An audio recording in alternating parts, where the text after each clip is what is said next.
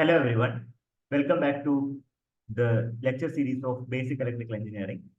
In this video, I'll be discussing the derivation of EMF equation of a DC generator. So what is the total EMF which is generated in the armature conductor? That I'm going to discuss. All right. So before going for the derivation, I'll be introducing you some important terminologies which are required for the derivation.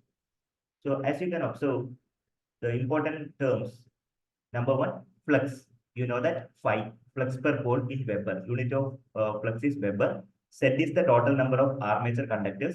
Then B is known as number of poles. And A is known as number of armature path. Okay, number of armature conductor per parallel path. That is A. So there are two conditions, the value of A, if it is wave winding, you need to choose the value of A is equal to 2.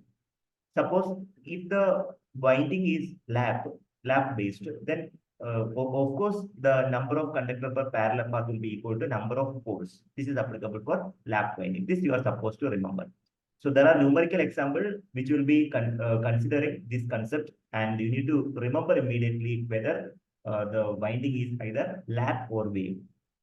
N is known as speed of armature in revolution per minute, and EG. Usually, EG will be indicated as EMF of generator, or you can write it as EMF per parallel path. Our ultimate goal is to derive the total EMF which is generated on the conductor. That means EMF per parallel path we are supposed to calculate. So initially, your job is to introduce these technical terms. Later, we are going to proceed the first step of going for the derivation. The first step is how does DC generator work? It works based on the Faraday's law of electromagnetic induction. The flux is going to link with the conductor. Okay, that means the flux cut by one conductor in one revolution of armature. One conductor in one revolution of armature that we are going to discuss as d phi. D phi will be equal to P into phi Webers. P is the number of volt, where phi is the flux per Weber. Therefore, one more thing, this you can call it as equation number 1. Second one is the time taken to complete one revolution. It's a basic formula. dt is change in time, change of time. That is equal to 60 divided by n. So you call it as equation number 2. Therefore, EMF generated per conductor, that is given by flux cut by conductor in one revolution of armature, all divided by time taken to complete one revolution. That means equation number 1 divided by equation number 2. This is your equation number 2.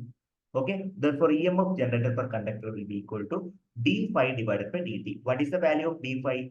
We already know that the value of d phi is already available here. Let me mark it over here. That is equal to p into phi. What about dt? So dt will be given as how much? 60 divided by n.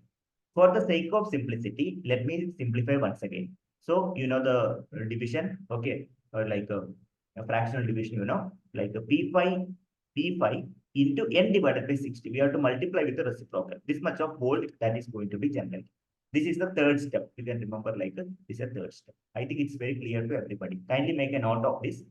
So I'll be proceeding further. Before that, you please make a note and try to understand the concept very clearly, because we are dealing with how much amount of EMF is generated per conductor in the generator. Now remember that. So let me note down. The number of conductor per parallel path will be given as Z divided by A, where Z is the conductor, A is the armature conductor per parallel path. Therefore, EMF can be calculated. EMF per parallel path is given by, how to calculate EMF per parallel path? So EMF, the generator per conductor,